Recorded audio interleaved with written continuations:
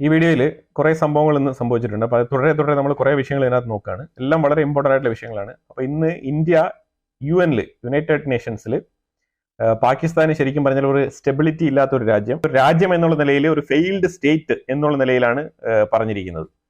അതിലുപരിയായിട്ട് വന്നിരിക്കുന്ന ഒരു സംഭവം എന്ന് പറഞ്ഞാൽ ഇസ്രായേൽ ഇതിനെ പിന്തുണച്ചുകൊണ്ട് ഇസ്രായേൽ ശരിക്കും പറഞ്ഞാൽ ഇന്ത്യക്ക് ഒരു ബാക്കപ്പ് കൊടുത്തുകൊണ്ട് കൃത്യമായിട്ട് ഈ ഹമാസിന്റെ തീവ്രവാദികൾ പാകിസ്ഥാൻ സന്ദർശിച്ചിരുന്നു എന്നുള്ളൊരു സ്റ്റേറ്റ്മെന്റും കൂടെ കൂട്ടിച്ചേർക്കുകയുണ്ടായി ഇസ്രായേലിന്റെ ഭാഗത്ത് നിന്ന്. അപ്പം അതുപോലെ തന്നെ പാകിസ്ഥാനെതിരെ US-ലെ കോൺഗ്രസ്മാൻ ജോയ് വിൽസൺ ഇന്ത്യക്കെതിരെ നടക്കുന്ന ഇങ്ങനെ ഒരു സെക്യൂരിറ്റി ബ്രീച്ച്, അത് ഈ ജമ്മു കാശ്മീരിൽ ഇങ്ങനെ തുടരെ ഒരു അറ്റാക്ക് നടത്തിക്കൊണ്ടിരിക്കുകയാണ്. ഇന്നും കൂടെ ജമ്മു കാശ്മീരിൽ ഒരു ഇൻട്രൂഡർ, നുഴഞ്ഞുകയറ്റക്കാരൻ, പാകിസ്ഥാനിൽ തന്നെ നുഴഞ്ഞു കയറിയതാണ്, അവനെ ആർമി വധിച്ചിരിക്കുകയാണെന്ന്. അപ്പൊ ആ രീതിയിൽ BSF ആണ് വധിച്ചത്. അപ്പൊ ആ വിഷയങ്ങളൊക്കെ നടക്കുകയാണ്. ജോയ് വിൽസൺ എന്ന് പറഞ്ഞൊരു കോൺഗ്രസ്മാൻ ഒരു ബില്ല് ഡ്രാഫ്റ്റ് ചെയ്തിരിക്കുകയാണ്. അതെന്തിനാണെന്ന് പറഞ്ഞാൽ പാകിസ്ഥാന്റെ ആർമി ചീഫിനെ സാങ്ഷൻ ചെയ്യാൻ വേണ്ടിയിട്ടാണ്. അതിലൂടെ പാകിസ്ഥാൻ എന്ന് പറഞ്ഞ ഒരു സ്റ്റേറ്റിനെ തന്നെ പൂർണ്ണമായിട്ട് സാങ്ഷൻ ചെയ്യാനുള്ള ഒരു തയ്യാറെടുപ്പാണെന്നാണ് മനസ്സിലാക്കാൻ പറ്റുന്നത്.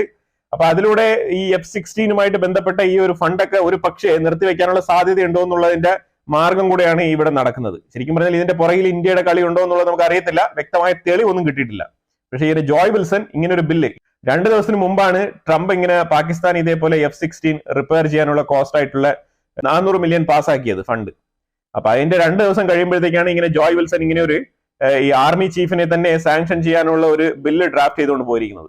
അപ്പൊ എന്തായാലും ഇതിന്റെ ഡെവലപ്മെന്റ്സ് വരുന്ന ദിവസങ്ങൾ അറിയാൻ പറ്റും. യൂറോപ്യൻ യൂണിയന്റെ കമ്മീഷണർ ഇന്ത്യക്കകത്തുണ്ട്. ഒരു ട്രംപിന്റെ ഈ ഒരു വേക്കപ്പ്, ശരിക്കും പറഞ്ഞാൽ ഈ ഒരു താരിഫ് പറഞ്ഞുകൊണ്ടുള്ള ഒരു ത്രെട്ട്, ഇതൊക്കെ തന്നെ യൂറോപ്യൻ യൂണിയനെ നല്ല രീതിയിൽ പേടിപ്പെടുത്തുന്നുണ്ട്. അതുകൊണ്ട് തന്നെ ഏറ്റവും കൂടുതൽ യൂറോപ്യൻ കൺട്രീസ് ഇപ്പം ഇന്ത്യയുമായിട്ട് ടൈപ്പ് വെക്കാനുള്ള ശ്രമത്തിലാണ്. അപ്പൊ ഈ ഒരു കമ്മീഷണർ ഡൽഹിയിൽ ഉണ്ടായിരുന്നു. ഇന്ന് വിവിധ തരത്തിലുള്ള പല രീതിയിലുള്ള മീറ്റിംഗ്സ് ആണ് നടന്നത്. ജയശങ്കർ, എക്സ്റ്റേണൽ അഫയേഴ്സ് മിനിസ്റ്റർ ജയശങ്കറെ അവർ കണ്ടിട്ടുണ്ട്. ഉർസുല വാൻഡർലൈൻ എന്നാണ് അവരുടെ പേര്. പലപ്പോഴും നിങ്ങൾ ഇമേജിലൊക്കെ കണ്ടിട്ടുണ്ടാവും. ഞാൻ പല ഇമേജുകളിൽ അവരെയൊക്കെ ക്ലിപ്പ് ചെയ്തിട്ടുണ്ട്. ഉർസുല വാൻഡർലൈൻ ഈ ഒരു ലേഡിയാണ് യൂറോപ്യൻ യൂണിയന്റെ കമ്മീഷണർ. അപ്പൊ അവരാണ് ഇന്ത്യയിൽ ഇപ്പൊ നല്ല രീതിയിലുള്ള ചർച്ചകൾ നടത്തിക്കൊണ്ട് വരുന്നത്. വേറെ ഒന്നുമില്ല, ഈ ട്രേഡ് റിലേഷൻഷിപ്പ് ബെറ്റർ ആക്കാനും, അതേപോലെ ഇന്ത്യയിലെ ചില ഐറ്റംസിനൊക്കെ നല്ല രീതിയിലുള്ള താരിഫ് ഉണ്ട്. അപ്പൊ ആ താരിഫ് കുറച്ച് കുറയ്ക്കാനും, യൂറോപ്പിലുള്ള വാഹനങ്ങൾ കുറച്ച് ഇന്ത്യക്കുള്ളിൽ റെക്കമെൻഡ് ചെയ്യാനുള്ള ആ താരിഫ് റിഡക്ഷൻ കാര്യമായിട്ടൊക്കെ അവർ ഡിസ്കഷൻ നല്ല രീതിയിൽ നടത്തിയിട്ടുണ്ട്. അപ്പൊ അതുപോലെ ഓട്ടോമൊബൈൽ ഇൻഡസ്ട്രി, അതുപോലെ തന്നെ യൂറോപ്പിന് അങ്ങോട്ട് ഒരുപാട് സാധനങ്ങൾ ഇന്ത്യക്കകത്ത് നിന്ന് കയറ്റി അയക്കാനുണ്ട്. അപ്പൊ ആ രീതിയിലുള്ള നല്ല രീതിയിലുള്ള ഡീറ്റെയിൽഡ് ഡിസ്കഷനാണ് നടന്നിരിക്കുന്നത്. ഇത് ശരിക്കും പറഞ്ഞാൽ ഈ ട്രംപിന്റെ ഒരു താരിഫ് ത്രെട്ട് തന്നെയാണ് ഇതിന്റെ പ്രധാനപ്പെട്ട കാരണം. അതിലുപരിയായിട്ട് വേറൊരു റിപ്പോർട്ടും കൂടെ പുറത്തു വരുന്നുണ്ട്. ഇന്ത്യ ശരിക്കും പറഞ്ഞാൽ ഫാർമസ്യൂട്ടിക്കൽ, അതേപോലെ തന്നെ ഓട്ടോമൊബൈൽസ്, ഈ 2 മേഖലകളിലും അമേരിക്കയുടെ ആ ഒരു താരിഫിനെ മറികടക്കാൻ വളരെയധികം പ്രയാസപ്പെടും എന്നുള്ള റിപ്പോർട്ടാണ് വന്നുകൊണ്ടിരിക്കുന്നത്. അതിന് കാരണം വേറെ ഒന്നുമില്ല, ഞാൻ പറഞ്ഞത് തന്നെ കാര്യം വേറെ ഒന്നുമില്ല, അതിന്റെ റീപ്ലേസ്മെന്റ് പ്രോഡക്റ്റ് നമ്മുടെ അടുത്തില്ല.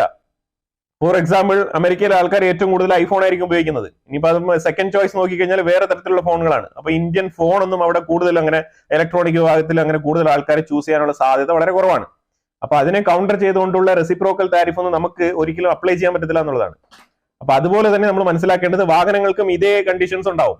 വാഹനങ്ങൾക്ക് അമേരിക്കയിൽ ഉപയോഗിക്കുന്ന വാഹനങ്ങളല്ല നമ്മൾ ഇന്ത്യയിൽ നിന്ന് മാനുഫാക്ചറിങ് ചെയ്ത് അങ്ങോട്ട് അയക്കുന്ന സാധനങ്ങൾ.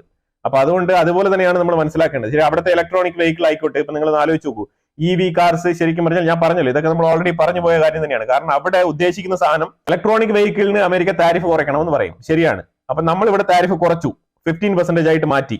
പക്ഷെ ഇതിന് പകരം നമ്മൾ ഈ റെസിപ്രോക്കൽ താരിഫ് അപ്ലൈ ചെയ്യാൻ വേണ്ടിയിട്ട് ഭാഗത്തിന് നമുക്കൊരു 15% ടാക്സ് കിട്ടുന്ന ഏത് സാധനം നമ്മൾ അയക്കും തിരിച്ച്? നമുക്ക് അങ്ങനെ ഇലക്ട്രോണിക് വെഹിക്കിൾ കാറ്റഗറിയിൽ 15% താരിഫ് ആനുകൂല്യം കിട്ടാവുന്ന രീതിയിൽ ഇവിടെ നിന്ന് കയറ്റി അയക്കാൻ പറ്റുന്ന ഒരു പ്രോഡക്റ്റ് ഉണ്ടോ? ഇല്ല. അതാണ് വസ്തുത.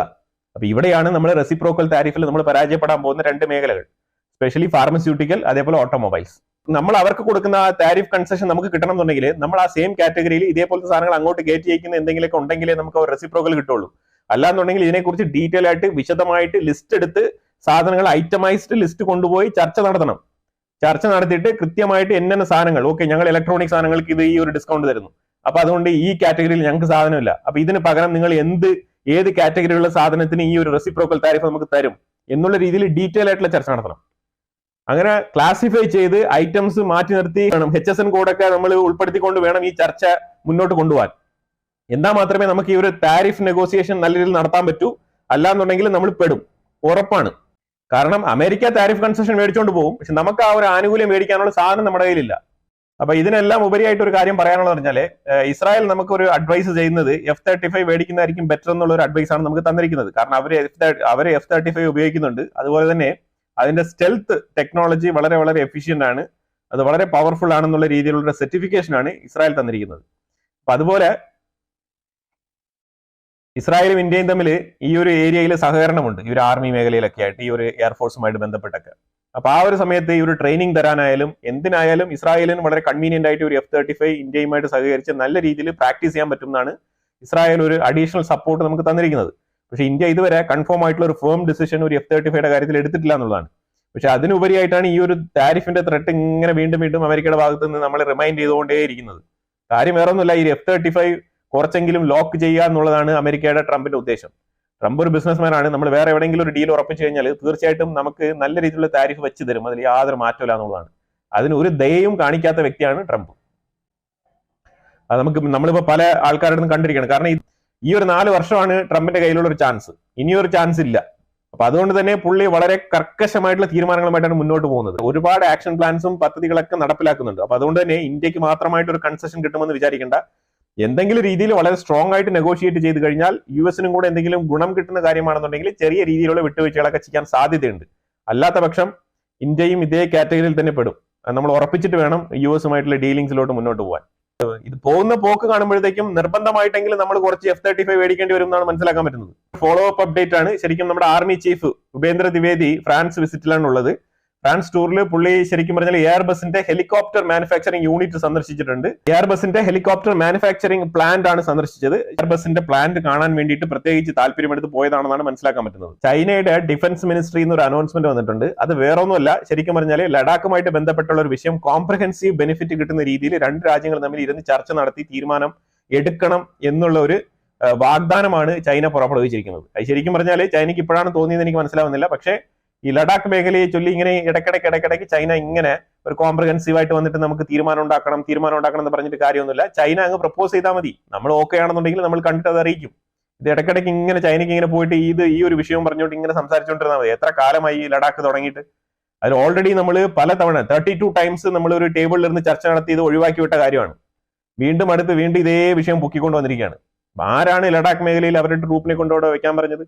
ശരിക്കും പറഞ്ഞാൽ അത് ഒരു ബഫർ സോൺ ആയിട്ട് കീപ്പ് ചെയ്യേണ്ട ഒരു ഏരിയയാണ്. അവിടെ ചെന്ന് ഒരു കോളനൈസേഷൻ നടത്താൻ വേണ്ടി ശ്രമിച്ചത് കൊണ്ടാണ് ഇന്ത്യ ഇപ്പൊ അവിടെ സ്റ്റാൻഡ് ഓഫ് ചെയ്യുന്ന ഒരു അവസ്ഥ ഉണ്ടായിരിക്കുന്നത്. ഇപ്പൊ എന്തായാലും കോംപ്രഹെൻസീവ് മാനറിൽ അത് പരിഹരിക്കാമെന്ന് പറഞ്ഞിട്ടുണ്ട്. ഇനിയിപ്പോ ഫർദർ ഡിസ്കഷൻ നടന്നിട്ട് ഇപ്പൊ എന്താണെന്നുള്ളത് അടുത്ത ദിവസങ്ങളിൽ ഇതിന്റെ ഡെവലപ്മെന്റ്സ് അറിയാൻ പറ്റും.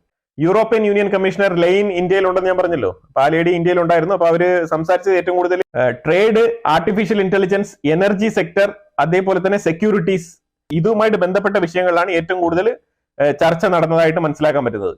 നമ്മൾ കഴിഞ്ഞ ദിവസം ഒരു വാർത്ത പറഞ്ഞിട്ടുണ്ടായിരുന്നല്ലോ, കുറെ മത്സ്യത്തൊഴിലാളികളെ ശരിക്കും പറഞ്ഞാൽ ഈ ശ്രീലങ്കയിൽ ഇന്ത്യക്കാരായിട്ടുള്ള മത്സ്യത്തൊഴിലാളികളെ ശ്രീലങ്കയിൽ ഡീറ്റെയിൻ ചെയ്തിരിക്കുന്ന കാര്യം. ശ്രീലങ്ക തുടരെ ചെയ്യുന്ന പരിപാടിയാണ്. അവിടെയൊന്നും കോസ്റ്റ് ഗാർഡിന്റെ അത്രയും സെക്യൂരിറ്റി ഉള്ള ഒരു സംവിധാനം നടപ്പിലാകുന്നതായിട്ട് മനസ്സിലായിട്ടില്ല.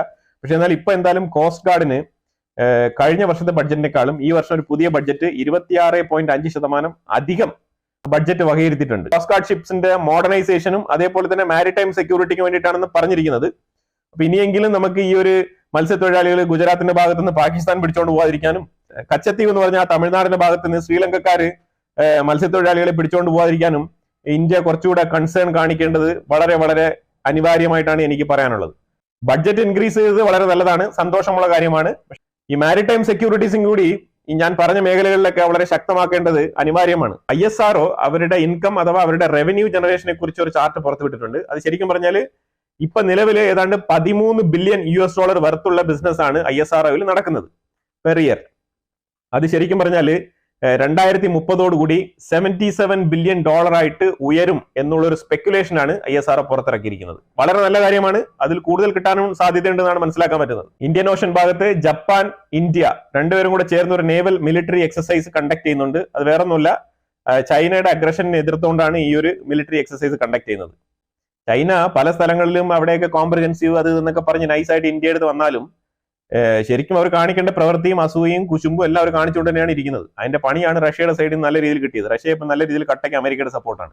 പുടിൻ നൈസിന് തേച്ച് റെഡിയാക്കി വിട്ടിട്ട് പോയിട്ടുണ്ട്. ഇനിയിപ്പോൾ അടുത്ത ചൈന ഏതൊക്കെ രീതിയിൽ ഇനി അടുത്ത ഇറാനുമായിട്ടുള്ള കളികളുമായിട്ടായിരിക്കും ഇനി ചൈന കൂടുതൽ അങ്ങ് രംഗത്തിൽ ഇറങ്ങി വരുന്നത്. ചൈനയുടെ അഗ്രഷൻ പറഞ്ഞാൽ ചെറുതൊന്നുമില്ല, ഇനി കാണാൻ കിടക്കുന്നേ ഉള്ളൂ. International atomic energy agency IAEA അവർ പറഞ്ഞിരിക്കുന്നത് ഇറാൻ എത്രയും വേഗം സ്പീഡപ്പ് ചെയ്തുകൊണ്ടിരിക്കുകയാണ്. എന്തിനാണ്? വെപ്പൺ ഗ്രേഡ് യുറേനിയം പ്രൊഡക്ഷൻ ഏതാണ്ട് പൂർത്തീകരിക്കുന്ന അവസ്ഥയിൽ എത്തിയതായിട്ടാണ് ഈ IAEA പ്രസ്താവന പുറത്തിറക്കിയിരിക്കുന്നത്. മിഡിൽ ഈസ്റ്റില് ആണവായുധം ഉണ്ടാകാൻ പാടില്ല. അത് കാരണം വേറൊന്നും കൊണ്ടല്ല, അങ്ങനെ ഒരു ആണവായുധം ഇവർ ഉണ്ടാക്കി കഴിഞ്ഞാൽ ഇവർ ഒരു ദയമില്ലാണ്ട് അത് ഇസ്രായേലിന്റെ മേളിൽ കൊണ്ട് ഇടും എന്നുള്ളത് 100% ഉറപ്പുള്ള കാര്യമാണ്. അതിൽ യാതൊരു മാറ്റവും വേണ്ട. ഒരു ദയയും കാണിക്കത്തില്ല, നേരെ എടുത്തുകൊണ്ട് അത് ഇസ്രായേലിന്റെ മേളിലിടും. ഇതുകൊണ്ട് തന്നെയാണ് ഇസ്രായേൽ ഇത് പാടില്ല പാടില്ല പാടില്ല എന്ന് പറയുന്നത്. കാരണം അവിടെ ആരും തന്നെ ചോദിക്കത്തില്ല. ഇടുന്ന സമയം പല രീതിയിലുള്ള കണ്ടംപ്റ്റും വരും. ഇടുന്ന ആ ഒരു ദിവസം ഭയങ്കരമായിട്ട് ആൾക്കാർ അത് ചെയ്യാൻ പാടില്ലായിരുന്നു, അതാണ് ഇതാണെന്നുള്ള രീതിയിൽ പല സാങ്ഷൻസും വർഷങ്ങളോളം ഇറാന്റെ മേളിലൊക്കെ വരും. പക്ഷെ ബാക്കി ഇവർ അറബ് രാജ്യങ്ങളെല്ലാം ഇറാനുമായിട്ട് നല്ല രീതിയിലുള്ള ഡീലിങ്സ് അണ്ടർഗ്രൗണ്ടിൽ നടത്തിക്കൊണ്ട് മുന്നോട്ട് പോകത്തേ ഉള്ളൂ. കാര്യം ഇത് എല്ലാവരും ഹാപ്പി ആവുന്ന ഒരു പരിപാടിയാണ്. അത് ഇറാൻ നിരുപാധികം ചെയ്യും. അതുകൊണ്ട് തന്നെയാണ് ഇസ്രായേൽ ഇതിനെ വളരെ കർശനമായിട്ട് എതിർക്കുന്നത്. ഇനിയിപ്പോ ഇറാൻ ആണവായുധം ഉണ്ടാക്കി കഴിഞ്ഞാൽ അതിനെ ചെറുക്കാൻ വേണ്ടിയിട്ട് സെക്യൂരിറ്റി റീസൺ എന്ന് പറഞ്ഞിട്ട് ഇത് ബാലൻസ് ചെയ്യാൻ വേണ്ടി, പവർ ബാലൻസ് ചെയ്യാൻ വേണ്ടിയിട്ട് സൗദി ഒരെണ്ണം മേടിച്ചു വെക്കും. സൗദി ഒരെണ്ണം ഉണ്ടാക്കും, ഇല്ലെങ്കിൽ മേടിച്ചു വെക്കും. പവർ ബാലൻസ് വളരെ ഇമ്പോർട്ടന്റ് ആണ്. സൗദി മേടിച്ചു കഴിഞ്ഞാൽ പിന്നെ ഖത്തർ ഉടനെ അത് വേണമെന്ന് പറയും. ഇങ്ങനെ മാറി മാറി മിഡിൽ ഈസ്റ്റിൽ പല രാജ്യങ്ങളും ഈ സാധനം വേണമെന്ന് പറയും. അപ്പൊ അതുകൊണ്ട് തന്നെയാണ് ഈ മുളയിലെ നുള്ളിക്കളയേണ്ട ഒരു ആവശ്യം ഉള്ളത്. അതിനു വേണ്ടിയിട്ടാണ് ഇസ്രായേൽ ശ്രമിക്കുന്നത്. കല്യാണി സിസ്റ്റംസ് എന്ന് പറഞ്ഞൊരു കമ്പനി ഉണ്ട്. ആ കമ്പനി ശരിക്കും പറഞ്ഞാൽ ആർട്ടിലറീസ്, അതായത് പീരങ്കി പോലത്തെ ആർട്ടിലറി ഗൺസ് ഒക്കെ മാനുഫാക്ചറിങ് ചെയ്യുന്ന കമ്പനിയാണ്. അപ്പൊ അവർ കഴിഞ്ഞ വർഷം ഏതാണ്ട് 100 ആർട്ടിലറി ഗൺസ് സെയിൽ ചെയ്തിട്ടുണ്ടെന്നാണ് പറയുന്നത്. പിന്നെ നമ്മുടെ ആർട്ടിലറി ഗൺസ് ഒക്കെ ഇങ്ങനെ എക്സ്പോർട്ട് ചെയ്ത് വിടുക എന്ന് പറഞ്ഞു കഴിഞ്ഞാൽ ചില്ലറ കാര്യമൊന്നുമല്ല. അപ്പൊ അതുപോലെ നല്ലൊരു സക്സസ് ആണ് ഈ ഒരു കല്യാണി സിസ്റ്റംസ് എന്ന് പറഞ്ഞ കമ്പനി നടപ്പിലാക്കിയിരിക്കുന്നത്. ഇസ്രായേലിൽ നിന്ന് ഇന്നൊരു ടീം ഈജിപ്തിലേക്ക് പോയിട്ടുണ്ട്. അത് വേറൊന്നുമല്ല, ഒരു ഫൈനൽ നെഗോസിയേഷൻ എന്നുള്ള നിലയിലാണ്. ഈ ഫൈനൽ നെഗോസിയേഷൻ എന്തിനാണെന്ന് പറഞ്ഞാൽ ഈ ഒരു ബന്ദികളെ കൈമാറുന്നു, 600 പേരെ റിലീസ് ചെയ്തിട്ടുണ്ട്, ഇങ്ങനത്തെ കാര്യങ്ങളൊക്കെ നടന്നിട്ടുണ്ട്. അപ്പൊ അതിലുപരിയായിട്ട് എന്താണ് ഇപ്പൊ ഇതിനകത്ത് ടോപ്പ് ആയിട്ട് സംസാരിക്കാനുള്ളതെന്ന് പറഞ്ഞാൽ ഫൈനലായിട്ട് നിങ്ങൾ ഈ ഒരു ഫസ്റ്റ് ഫേസ്, ഹമാസ് ഈ ഒരു ഫസ്റ്റ് ഫേസ് ഡീല് നിങ്ങൾ കണ്ടിന്യൂ ചെയ്ത് കൊണ്ടുപോകുന്നോ എന്നുള്ളതൊന്ന് ചോദിച്ച് മനസ്സിലാക്കാൻ വേണ്ടിയിട്ടാണ്. കാര്യം വേറൊന്നുമല്ല, സെക്കൻഡ് ഫേസിലോട്ട് നമ്മൾ പോകുന്നില്ല. ഫിലഡൽഫി കോറിഡോർ ഉൾപ്പെടെ ഇപ്പൊ നിലവിൽ IDF സോൾജേഴ്സ് എവിടെയൊക്കെ നിൽപ്പുണ്ടോ ഗാസയ്ക്കുള്ളിൽ അവിടെ തന്നെ സ്ഥിതി ചെയ്യും. അവിടെ നിന്ന് ഒറ്റ ട്രൂപ്പ് പോലും പിൻവലിയത്തില്ല. ആണ് ഇതിങ്ങനെ തുടരും എന്നാണ് കട്ട് ആൻഡ് റൈറ്റ് ആയിട്ട് പറഞ്ഞിരിക്കുന്നത്. അപ്പൊ അതുകൊണ്ട് രണ്ടാം ഘട്ട സീസ്ഫയർ ഡീൽ എന്നുള്ള ഒരു മോഹമൊന്നും വേണ്ട. നിങ്ങളിപ്പോ നിലവിൽ പൊയ്ക്കൊണ്ടിരിക്കുന്ന രീതിയിൽ ബന്ദി കൈമാറ്റം നടക്കുമോ ഇല്ലയോ എന്നുള്ളത് ഒന്ന് ചോദിച്ച് മനസ്സിലാക്കാൻ വേണ്ടിയിട്ടാണ് ഈ ഒരു ഫൈനൽ ഫേസിലെ ഡിസ്കഷൻ നടക്കുന്നത്. അപ്പൊ ഇതിനകത്ത് ഇപ്പൊ മനസ്സിലാക്കാൻ പറ്റുന്നത് ഫേസ് 1+, അതാണ് കൊടുത്തിരിക്കുന്ന ഓപ്ഷൻ. ഫേസ് 1+ ഓപ്ഷൻ നിങ്ങൾക്ക് പറ്റുമോ ഇല്ലയോ എന്നുള്ളത് അറിയാൻ വേണ്ടിയിട്ടാണ് അവിടെ ഫൈനൽ ഫേസ് ചർച്ച നടക്കുന്നത്. ഇത് ഈ ഫസ്റ്റ് ഫേസ് ഡീൽ ഇപ്പൊ ഏതാണ്ട് തീരാറായി. മാർച്ച് 1-ാം തീയതി ഈ ഡീൽ അവസാനിക്കുകയാണ്. ചർച്ചകൾ അവിടെ പുരോഗമിക്കുന്നുണ്ട് എന്നുള്ള കാര്യം മാത്രമാണ് മനസ്സിലാക്കാൻ പറ്റുന്നത്. അതിന്റെ പൂർണ്ണ രൂപത്തിലുള്ള ഡീറ്റെയിൽസ് ഒന്നും വെളിയിൽ വന്നിട്ടില്ല. അപ്പൊ എന്തായാലും തീർച്ചയായിട്ടും അതിനെക്കുറിച്ചുള്ള അപ്ഡേറ്റ്സ് ഞാൻ അടുത്ത വീഡിയോയിൽ അപ്ഡേറ്റ് ചെയ്യാം. അപ്പൊ ഇതിനെക്കുറിച്ചുള്ള അഭിപ്രായങ്ങൾ കമന്റ് ബോക്സിൽ രേഖപ്പെടുത്തുക. വീഡിയോ ഇഷ്ടപ്പെട്ട് കഴിഞ്ഞാൽ ലൈക്ക് ചെയ്യുക, ഷെയർ ചെയ്യുക. അതുപോലെ തന്നെ നിങ്ങൾ ആദ്യമായിട്ടാണ് ചാനൽ കാണുന്നുണ്ടെങ്കിൽ മറക്കാതെ സബ്സ്ക്രൈബ് ചെയ്യുക. വീണ്ടും അടുത്തൊരു വിഷയമായിട്ട് വരാം.